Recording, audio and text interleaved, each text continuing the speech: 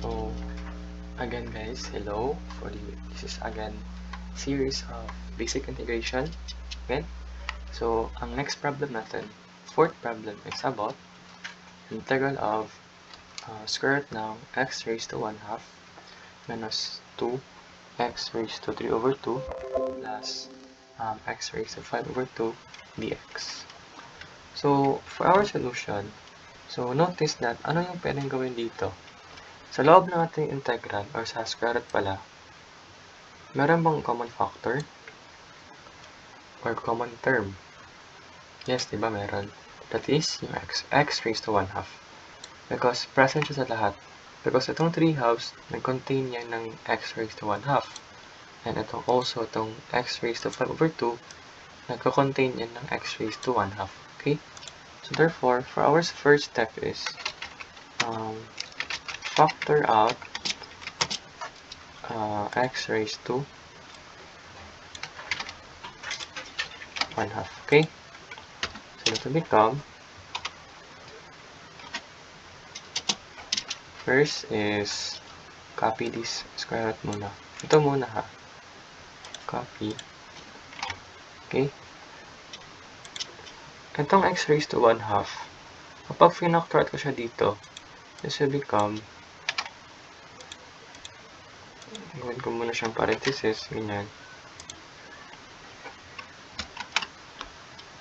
Labas ko si x raised to 1/2, tapos ito magiging 1 na to, diba? Okay. Magiging 1 na lang, minus 2. Itong x raised to 3 over 2, magiging 1/2. Okay? Kapag finactorat mo si 3 over 2. I mean, not 1/2, x lang pala. X na lang. Tapos itong si 5 over 2 is magiging 3 over 2. Kasi kapag dinistribute mo to ulit, diba? X raised to 1/2 times 1 is x raised to 1/2. And then x raised to 1/2 times 2x is 2x raised to 3 over 2. And lastly, ito pala is magiging not 3/2 pala to. This one is supposed to be 3. Not, 3 over 2. 3 lang to. Magiging cube, magiging 2 to. 2. X raised to 2. Okay? Yan pala dapat. Because kapag dinistribute mo to ulit, this will become x raised to 1/2. And then x raised to 1/2 times 2x is 2x raised to 3 over 2. And then lastly, x raised to 1/2 times x squared is x raised to 5 over 2. Okay? Kaya siya naging ganito. Next is, try natin i-recall. Recall natin that if we have square root ng, let's say, ganito.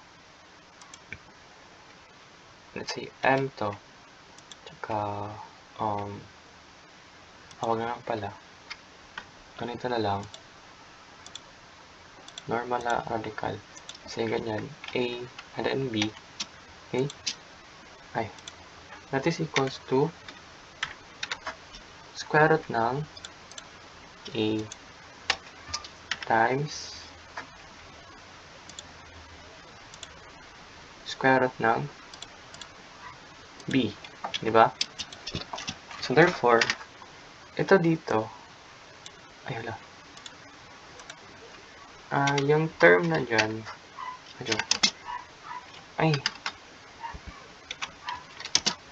is, pwede ko siyang gawing ganito. Di ba may two terms? Let's say, ito yung a, itong x raised to 1/2, tapos ito yung b. Okay? Itong whole term dito. So this will become, insert tayo ng equation, magiging square root ng x raised to 1/2, okay? So magiging ganyan. And then,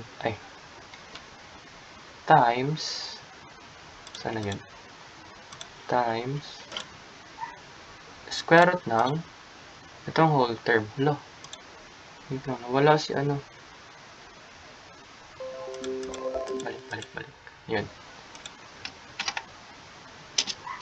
Times,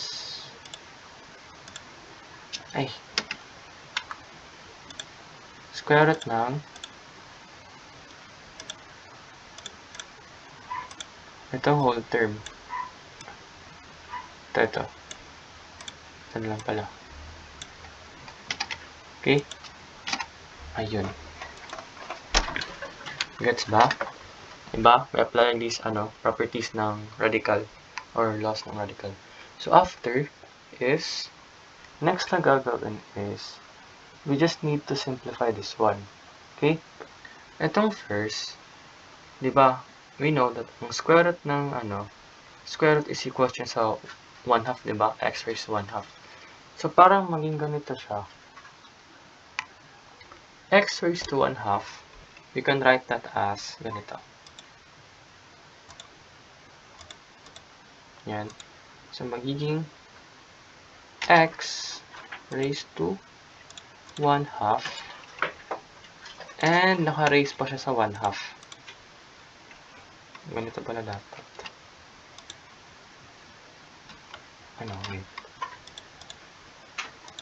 Naka-raise pa yan sa 1/2.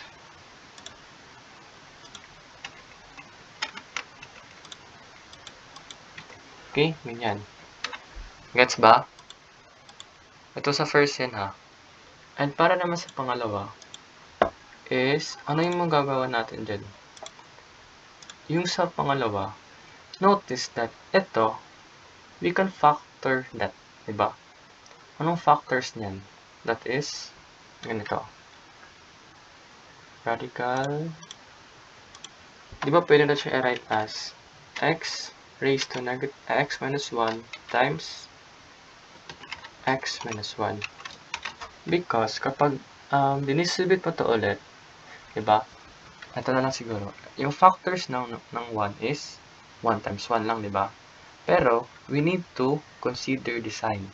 So, we need to get negative 2 sa factors ng 1. So, kapag inad natin yung 1 tsaka 1, dapat maging negative 2. So, ano dapat yung sign ng 1? That is negative 1. Diba? Kapag negative 1 plus negative 1, that is negative 2. That is why naging x minus 1 and x minus 1. So, next na gagawin, simplify pa natin ulit. This one here, kapag meron tayong power to power, that will become, gagawin mo lang dyan is, i-multiply mo lang yung 1/2 tsaka yung 1/2. Okay? So, pagiging, insert na equation, 1/2 times 1/2 is simply 1/4, right?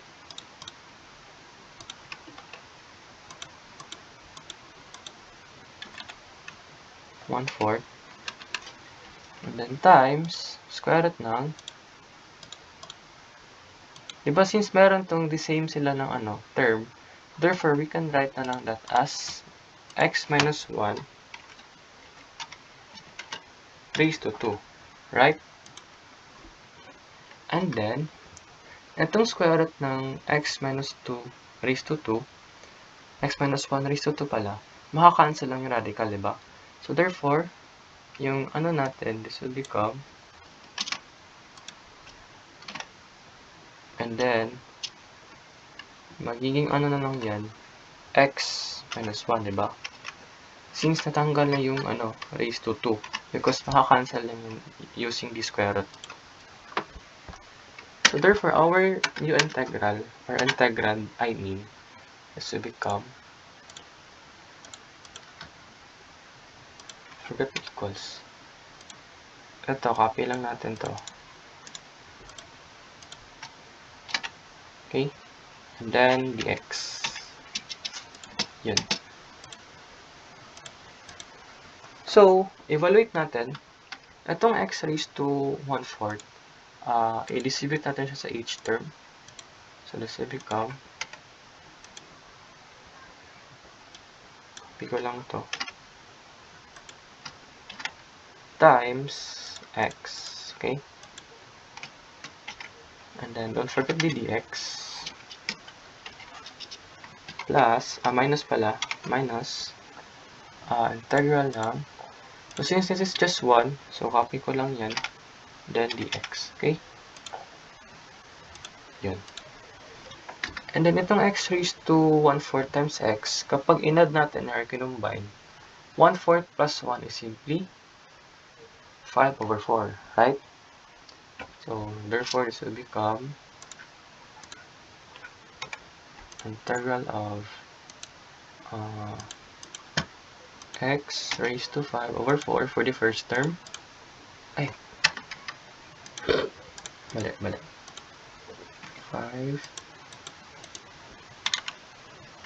5/4 dx, and then minus integral of x raised to 1/4 dx. Okay? So let's just apply the power rule of integration. So this will become x raised to 5/4 plus 1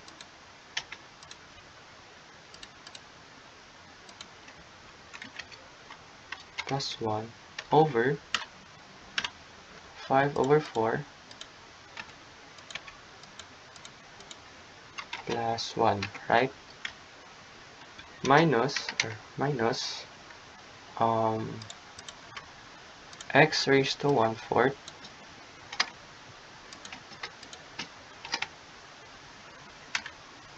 plus 1 over 1/4 plus 1, right? And since tapos na mag-integrate, plus c, okay? Kapag done na integration, plus c. Next naman, simplify lang natin yung mga terms. So 5/4 plus 1, that is equals to 9/4, right? So magiging, ay, mali. Ito pala yun. Yan. So this will become, we'll just copy na lang this. So this will become, just remove that na lang. So magiging 9/4, right? Over 9/4. Minus, sa kabilang side or sa kabilang term, that will become 1/4 plus 1 is equals to 5/4, right? Over 5/4. And plus c. Lastly, this is a complex fraction, so simplify it by just taking its reciprocal. So this will become, just copy na lang this. So 9/4 reciprocal is 4/9, so magiging 4, and then x raised to 9/4 over 9 minus, copy this one. So reciprocal ng 5/4 is 4/5, so magiging 4 times x raised to 5/4 over 5, and then plus c. Okay. And that's it. This is now our final answer. Okay? So notice that yung integral looks like complicated siya, pero if you know how to factor out and simplify, then you are ready to answer this one. Okay? So that's it for the problem number 4. So this one, okay? So if you want to have the full solution, I will just upload this sa TikTok ko, and the same rin sa pangalan ko dito sa YT, that is Sin Costan, okay? Just follow it. Thank you.